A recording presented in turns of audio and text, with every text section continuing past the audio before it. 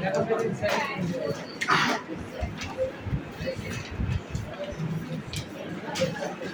we come to the next chapter, which is kingdom? Now, when we talk about kingdom Plantae, what exactly do we understand? हम basics तो पढ़ चुके हैं और आपको पता भी है कि प्लांट्स जो है वो ग्रीन कलर के होते हैं, फोटोसिंथेटिक होते हैं। ये सारे बेसिक्स क्लियर है अपने को? यस और no? We go step more ahead. जब आरएच विटेकर ने अपने को 5 किंगडम क्लासिफिकेशन करके दिया था, तब उसने प्लांटे बना के जो दे दिया एज अ किंगडम। लेकिन उस किंगडम के जितने भी ऑर्गेनिजम्स हैं, उनको अगर हमें आगे और बाइफरकेट करना रहेगा, तो हम कैसे बाइफरकेट करें? तो अलग अलग साइंटिस्ट ने अलग अलग तरीके बताए थे उनको क्लासिफिकेशन करने के लिए, जिसमें से सबसे पहले हमको बताया गया था कि जो मॉर्फोलॉजिकल कैरेक्टरिस्टिक्स है ना, मतलब उसका कलर, उसका शेप, उसका साइज, उसका हाइट, ठीक है, लीफ कैसे अरेंज्ड है, लीफ का शेप क्या है, ठीक है, और उसका एंड्रोशियम कैसे ऑर्गेनाइज्ड है, ये सारे कैरेक्टरिस्टिक को कंसीडर किया था। And we came up with the first method of classification called as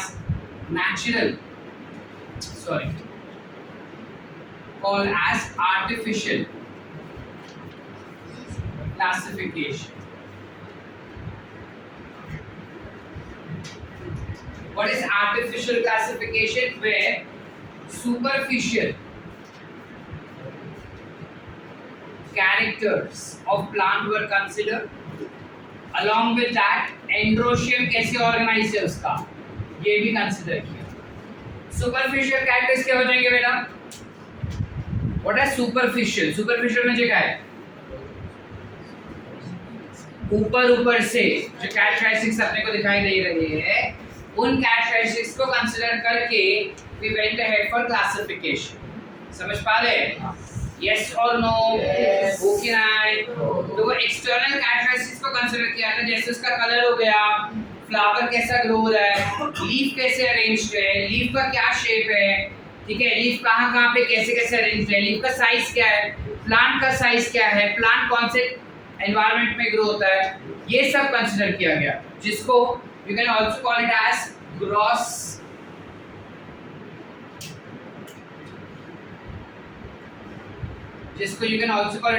gross morphological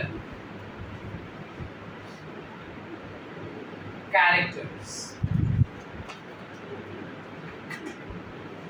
ठीक है, जब हम सिर्फ बाहरी कैरेक्टर्स को कंसीडर करें, we classify it to be as artificial mode of classification. This was given to us by a scientist called as Carolus Linnaeus। सबसे पहले इसको दिया था एरिस्टोटल ने। Aristotle was the first scientist to provide us artificial classification, but then that was based on height only. Later on, Linnaeus gave it a better classification system, which is nothing but artificial classification में बाकी सब जो दिया गया है वो Linnaeus ने consider किया। ठीक है, अब इन सब के बेसिस पे जो क्लासिफिकेशन कर रहे थे पहले, सब खुशी से कर रहे थे, लेकिन बाद में लोगों ने रियलाइज किया कि ये उतना ज़्यादा ऑथेंटिक नहीं हो पाएगा। Why? Because इस क्लासिफिकेशन में हम रिप्रोडक्टिव और वेजिटेटिव दोनों को इक्वल वेटेज देते थे, यानी कि अगर हम प्लांट को कंसिडर कर रहे हैं तो हम ये भी कंसिडर करते थे कि उसका रिप्रोडक्शन कैसे हो रहा है, उसके एंड्रोशियम गायनेशियम कैसे, ये भी देख रहे थे, प्लस हम ये भी देख रहे थे कि उसके लीफ वगैरह कैसे ग्रो हो रहे हैं, वो कैसे स्टेम है उसके अंदर, कैसा रूट्स है उसके अंदर, और इसके बेसिस पे क्लासिफाई करते थे, सबको कंसिडर करके। लेकिन ये बेसिक हमको पता है कि जब एनवायरमेंटल क्लाइमेटिक कंडीशंस चेंज होता है, when the climatic conditions change, automatically उनके लीफ का शेप चेंज हो सकता है, स्टेम का या प्लांट का हाइट चेंज हो सकता है। यस और नो? तो these are called as vegetative characters. देखो, प्लांट में ना दो तरीके का ग्रोथ होता है, एक होता है वेजिटेटिव, एक होता है reproductive. Vegetative growth is growth of roots, stems and leaves. Reproductive growth is growth of gynoecium and androecium, है ना? अब रूट, स्टेम्स और लीफ एनवायरमेंटल कंडीशन के हिसाब से चेंज होते जाता है। अगर मैं रोज प्लांट का ही गिनूं तो रोज प्लांट के रूट, स्टेम्स और लीव्स एनवायरमेंट के हिसाब से चेंज होते जाएंगे। जासवल का रूट, स्टेम्स और लीफ एनवायरमेंट के हिसाब से चेंज होते जाएंगे। मैंगो के रूट, स्टेम्स और लीव्स एनवायरमेंट के हिसाब से चेंज होते जाएंगे। जहाँ पे एनवायरनमेंट अच्छा वहाँ पे लीव्स विल बी मोर, ज़्यादा green, bright green, stem will be larger. लेकिन अगर अनफेवरेबल कंडीशन दिया तो उसका हाइट शायद बराबर से ग्रो नहीं करेगा, लीफ उतना घना ग्रीन नहीं होगा, फ्रूट्स उतने नहीं दे पाएगा। यस और no? So depending on environmental condition जो ये सुपरफिशियल कैरेक्टरिस्टिक्स है वो चेंज हो रहे हैं, and that's the reason this classification was not considered to be as authentic classification. We came up with the next, which is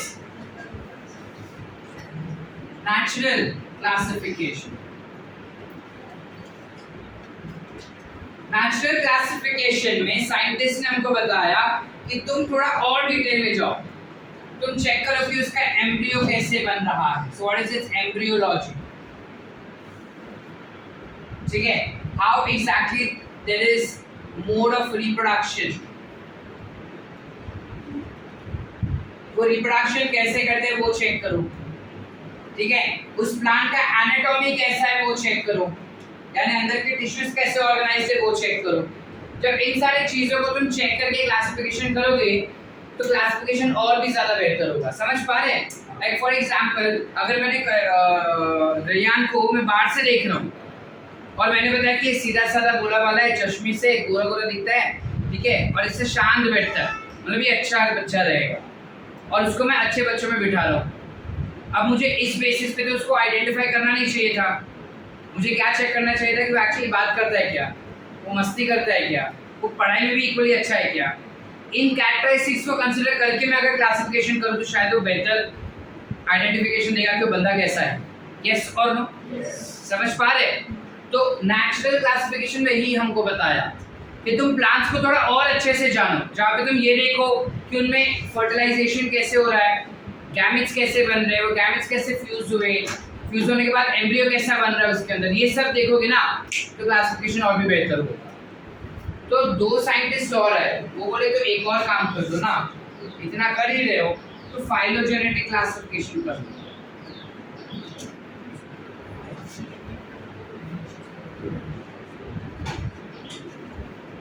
ठीक है, हमको क्या बोला दो साइंटिस्ट ने, that go for phylogenetic classification. Now, what exactly phylogenetic term means? What is phylogenetic बेटा? Evolutionary relationship. यानी कि यहाँ पे बता रहे कि अगर तुम ये जान लो ना कि दो ऑर्गेनिज्म का जेनेटिक्स कैसा है, उसका डीएनए कितना मिलता जुलता है, तुम ये चेक करो. अगर डीएनए बहुत ही ज़्यादा मिलता जुलता है उनका तो प्रोबेबली वो दोनों ज़्यादा कनेक्टेड है एक दूसरे से, है ना. मतलब अगर मुझे जानना है कि मेरे और सुहान के बीच में क्या रिलेशंस है, I can check out DNA and get to know कि हम सेम फैमिली से बिलोंग करते हैं या नहीं, या हमारे सेम एंसेस्टर्स है या नहीं. यस और नो? लाइकवाइज अगर हम प्लांट्स के अंदर भी सारे प्लांट्स के जीन्स को निकालें और उन जीन्स को स्टडी करें तो प्रोबेबली उनका आइडेंटिफिकेशन या उनका क्लासिफिकेशन और भी ज़्यादा बेहतर हो जाएगा. ये हमको बताया था दो scientist, which is Engler and Prantl. जबकि natural classification was given to us by two scientist, which is George Bentham and Hooker. ठीक है, बेंथम और हुकर नाम के दो साइंटिस्ट थे जिन्होंने हमको नेचुरल क्लासिफिकेशन दिया. Artificial classification was given to us by Carlos Linnaeus and phylogenetic was given to us by Engler and Prandtl. जहाँ पे वो क्या बता रहे हैं अपने को, क्या चेक करना है अपने को? Evolutionary relationships. Are we clear? Yes or no? Everyone?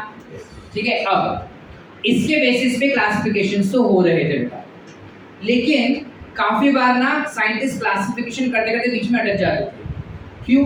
क्योंकि दो ऑर्गेनिजम्स के बीच में उनके फाइलोजेनेटिक बोलो या उनका एम्ब्रियोलॉजिकल बोलो या उनका ग्रॉस मॉर्फोलॉजी बोलो, वो काफी हद तक सिमिलर थे.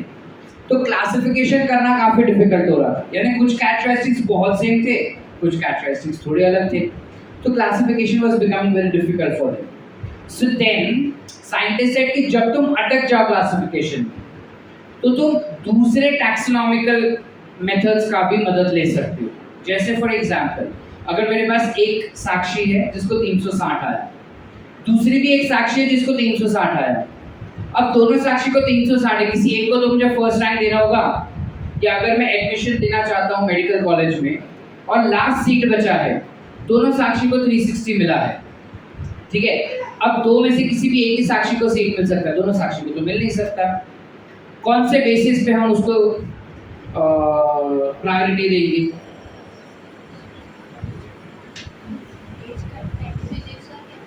फिजिक्स और केमिस्ट्री के मार्क्स देखो, चलो वो भी सब सेम, फिर 12 के परसेंटेज भी सेम, क्या?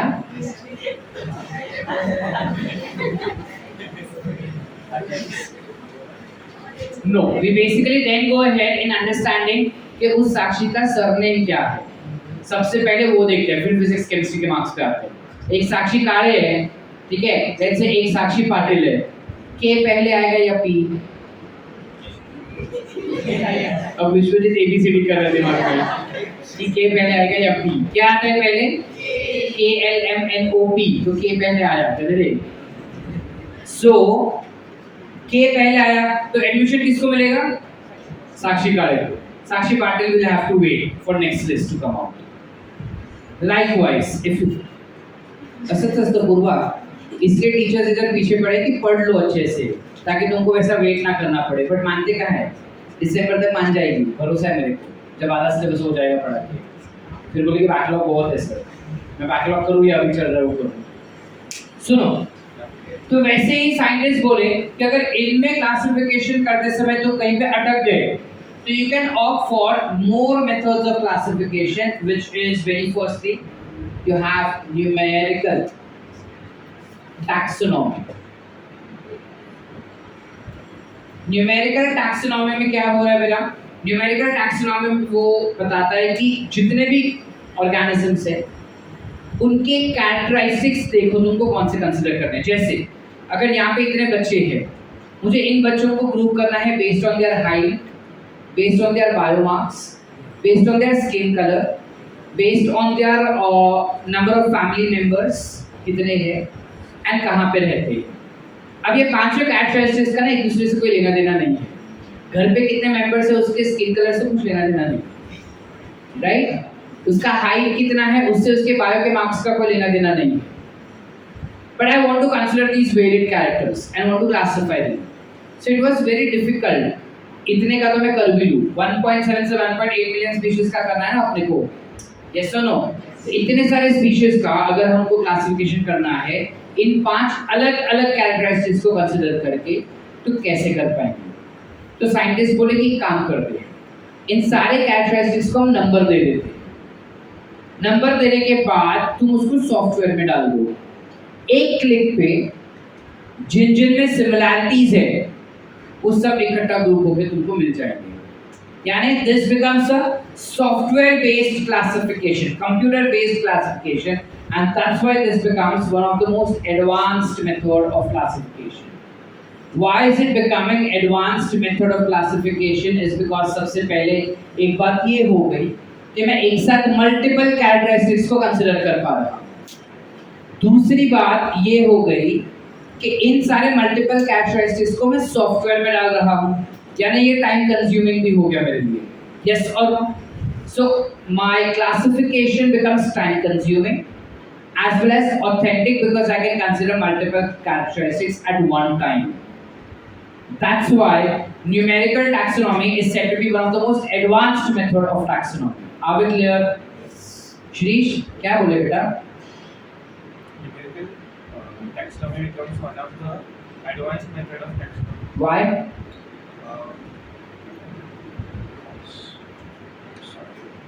Why is it advanced method? Rashi, why is it advanced method? उसके क्लासिफिकेशन सॉफ्टवेयर के बेसिस पे है। और श्रेया, व्हाट एल्स? मैं इतना धीरे बात करूं, जोर से बोल। Multiple characteristics can be considered at one time, and that's why this becomes more authentic or advanced for us. Are we clear? ध्यान दे, बाकी सारी चीजें बाद में भी सोच पाएंगे आप, पूरा जिंदगी पड़ा उसके लिए।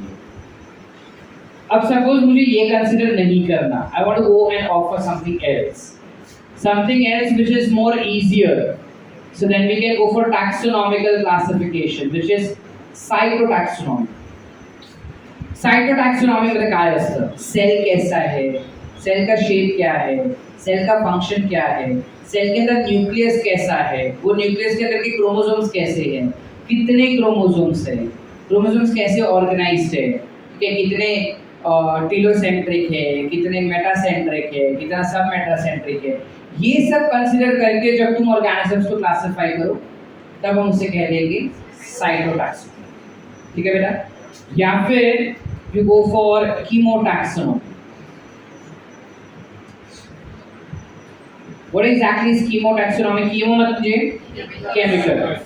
एक पर्टिकुलर प्लांट कौन से केमिकल्स प्रोड्यूस कर पाता है, अगर वो प्राइमरी मेटाबोलाइट्स प्रोड्यूस कर रहा है तो उसमें कौन सा यूनिक टाइप का प्रोटीन बना रहा है जो उसको अलग अलग एनवायरनमेंट में सर्वाइव करने में हेल्प कर सकता है।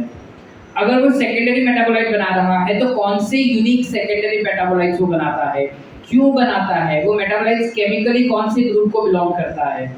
इन सब चीजों को कंसीडर करके you can group them into common categories and that method of classification then will be called as chemotaxonomy. Are we clear about both of them? Once more or understood? अरे बेटा थोड़ा जोर से बोलो। Everyone, all clear? Can we go ahead? So इनके basis पे हमने kingdom Plantae को अलग अलग कैटेगरी में डिवाइड कर दिया। So जब हम बात करते हैं प्लांटे का, we know that plante is kingdom. Yes or no? Yes. This kingdom plante can be further divided into two sub-kingdoms. इनको हम दो सब-किंगडम्स में डिवाइड कर सकते हैं। एक किंगडम हो जाता है क्रिप्टोगैमी, एक सब किंगडम हो जाता है crypto,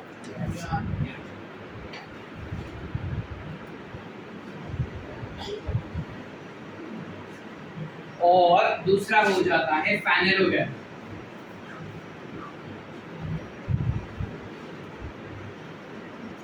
Now, what do we understand by the term cryptogamy and phanerogamy?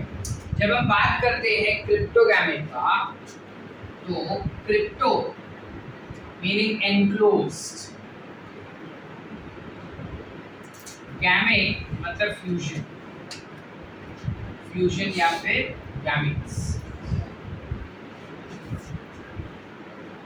जब हम व्हाट्सएप यूज करते हैं ना, तब चैट में तुम ओपन करके देखो तो वहां पे लिखा होता है this chat is encrypted from end to end. Yes और no? What is that encryption means? Encryption यानी कि जो चैट है वो तुम दोनों के बीच में ही है और किसी को नहीं पता चलेगा, है ना? सो लाइकवाइज व्हेन वी से क्रिप्टोगैमी, तो crypto meaning something which is enclosed, something which is hidden, छुपा हुआ। तो कुछ प्लांट्स ऐसे हैं जिनके अंदर उनके गैमेट्स छुपा के रखे जाते हैं और उनका फर्टिलाइजेशन भी छुपा के किया जाता है। तो इस टाइप के प्लांट्स में कौन से डिविजन्स आ जाए? सब किंगडम तो आ गया, अब क्या आ जाएगा? अलग अलग डिविजन। तो इन डिविजन्स में से सबसे पहला division comes up to be as halophytes, can also be called as algae. Second division that we have is bryophytes, that is bryophyta, and then you have pterophytes. ठीक है बेटा?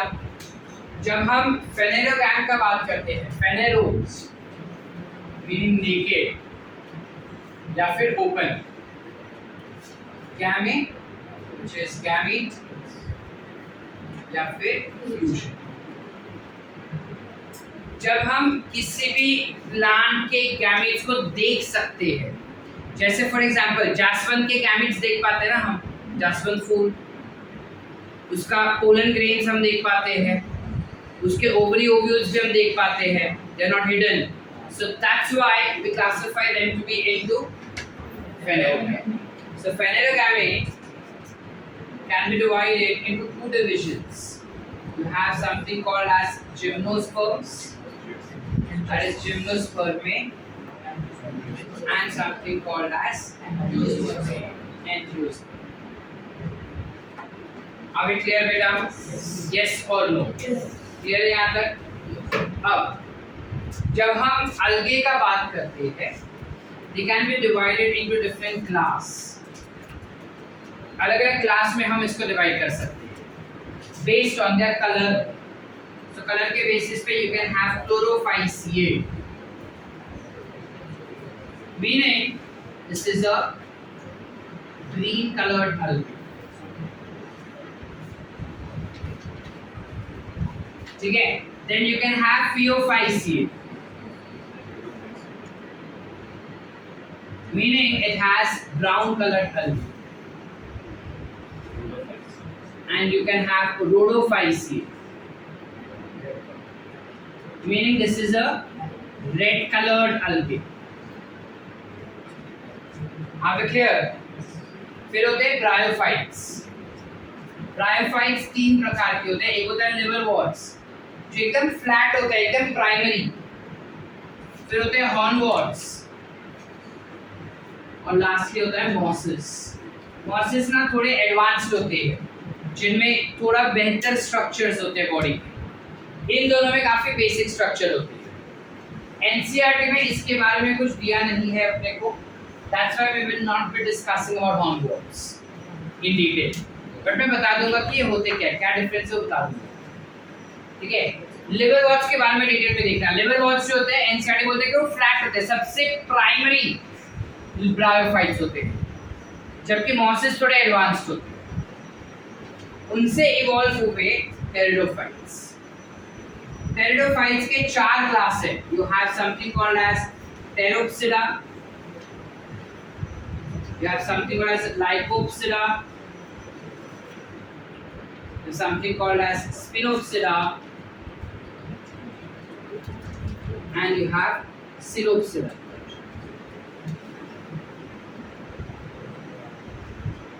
Are we clear? ये चार हमको याद करने हैं, उनका डिटेल देखना है. क्या डिटेल्स नहीं देखना है, क्लास याद रखना है, उसके एग्जाम्पल्स बस. ठीक है? डिटेल्स हम बाकी लोग के देखेंगे. जिम्नोस्पर्म्स का जब बात करें हम, तब जिम्नो मीनिंग नेकेड, स्पर्मे यानी seed. So they have naked seeds, यानी सीड्स नंगे होते हैं इसके. तो किसी सीड ने थोड़ी कपड़े पहने होते हैं, तो फिर नेकेड सीड्स क्यों कह रहे हैं हम इसको? जनरली हम देखेंगे हमारे आसपास तो सीड्स के आसपास फ्रूट्स होता है, इनके पास फ्रूट्स ही नहीं होते. क्यों फ्रूट्स नहीं होते? Because they are non-flowering and non-fruiting. इनके अंदर फ्लावर्स ही नहीं बनते, तो फ्रूट भी कहाँ से बनेंगे? समझ पा रहे? एंजियोस्पर्म्स होते हैं, they will be classified to be having covered seed, meaning they will definitely have flowers. So they are flowering and fruiting. They will be flowering and fruiting plants. यानी हमारे आसपास जितने भी प्लांट्स हैं जिनके पास फ्लावर्स हो रहे, they will be angiosperms. अगर फ्लावर नहीं हो रहे हैं और सिर्फ सीड्स बनता है तो वो क्या हो जाएंगे? अगर सीड्स भी नहीं बन रहा है that becomes pteridophytes. अगर हम नहीं बता सकते कि इसका रूट, स्टेम और लीफ क्या है, bryophytes. अगर एकदम चिकट है, ठीक है, तो that becomes algae. So algae is one of the most primitive plants जो इवॉल्व होते एंजियोस्पर्म्स तक पहुंचे. Angiosperms can be divided into two more class, which is Dicotyledone and Monocotyledone, जिसके डिटेल्स हम चैप्टर में आगे देखेंगे. यहाँ तक क्लियर है बेटा अपने को? Yes or no? Yes. Any doubts? No. All clear? Yes. Once more or understood? Once more or understood? हम इन प्लांट्स को दो और कैटेगरी में डिवाइड कर सकते हैं. thallophytes and non-thallophytes. So thallophytes will include algae and bryophytes. बाकी सारे non-thallophytes. You know what is thallus? Yes. What? Undifferentiated body. So you can differentiate as thallophytes or non-thallophytes. या फिर you can also differentiate on the basis of vascular and non-vascular. मतलब जिनके पास xylem phloem है, जिनके पास xylem phloem नहीं है, which will still have same. ये दोनों एक कैटेगरी में जिसके पास xylem phloem नहीं होते, बाकी दोनों के पास xylem phloem. ठीक है बेटा? Yes. Any doubts? No. Can we write down this much first? Yes.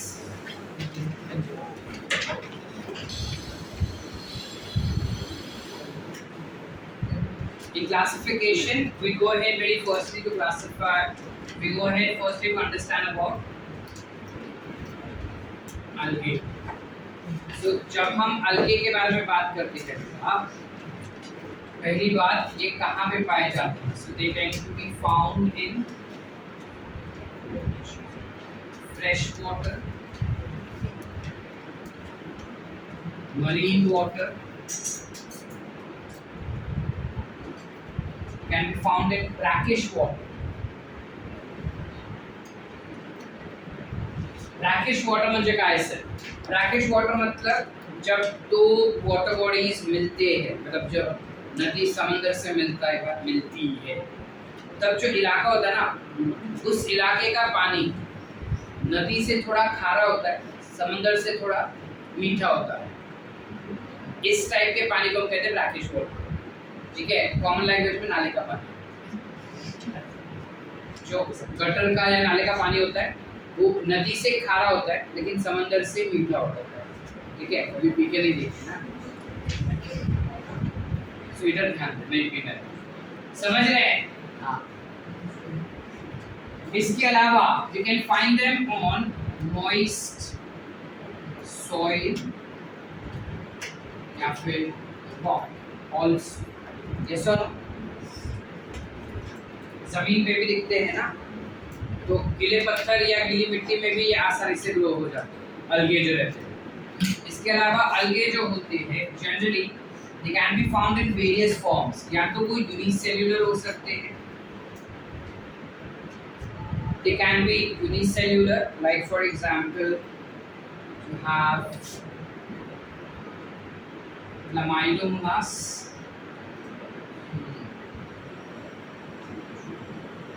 या फिर क्लोरेला. ठीक है, प्रोटिस्टा में आने चाहिए ना. हाँ, तो इधर का को डाले sir. Correct. If you have a question asked that Chlamydomonas और ये किस में आते हैं, you always right protista only.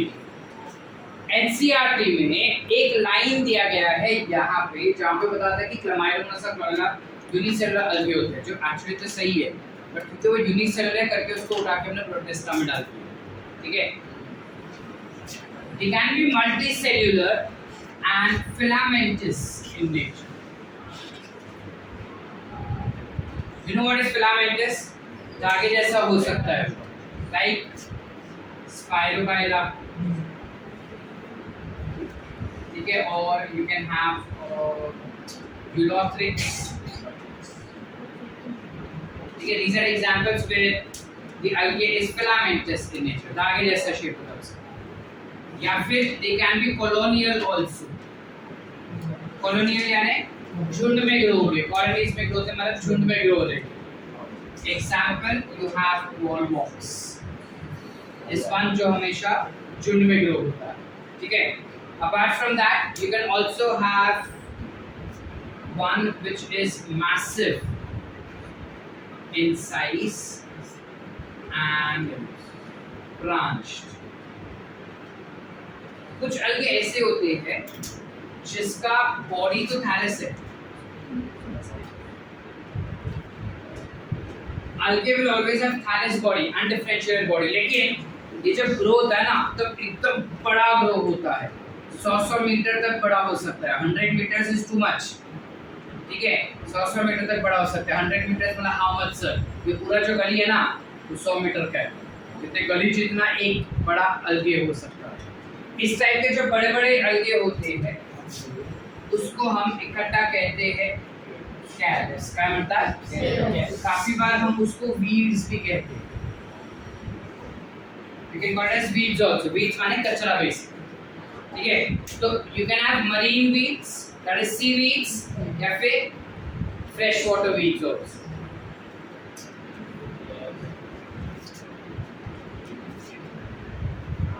ठीक है। इसके अलावा जब हम अलगे का बात करते हैं, they might have different photosynthetic pigments. उनके पास अलग अलग टाइप के फोटोसिंथेटिक पिगमेंट्स होते हैं। डिपेंडिंग ऑन कौन सा फोटोसिंथेटिक पिगमेंट है, उस पर्टिकुलर अलगे को एक कलर मिलता है, जिसके बेसिस पे हम उसको 3 कैटेगरी में डिवाइड कर सकते हैं, ठीक है, which is Chlorophyceae, Phaeophyceae and Rhodophyceae. Talking about their reproduction,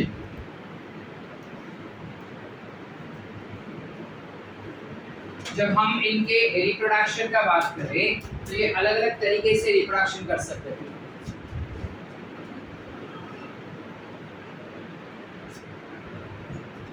They can show us vegetative propagation, which will be by fragmentation,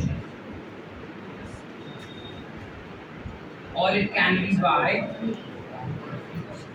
binary fission. They can also show us reduction of asexual spores. अगर asexual spores बना रहे हैं तो इनमें example हो जाता है हमारे पास zoospores। कुछ याद आ रहा है? कलेस का टेस्ट दिए को zoospores बना सकता है, और ये zoospores हमें पता है they are motile and they are found or they are packed in zoosporangia। ये मोटाइल स्पोर्स होते हैं और जनरली एक बैग में पैक होता है, जिसे हम कहते हैं zoosporangia।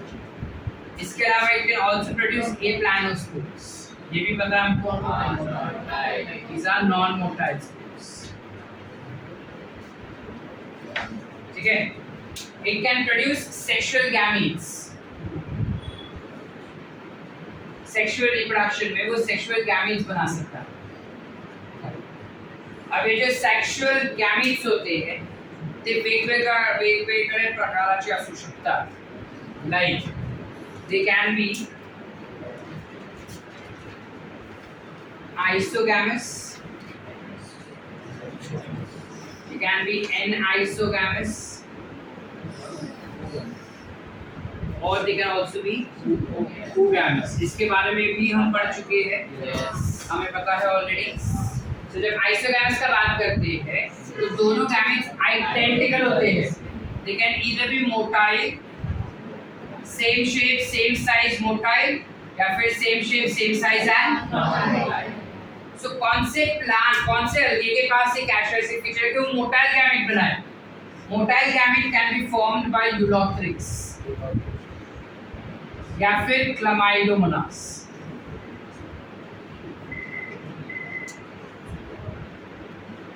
According to पुराना NCERT, it is Chlamydomonas also.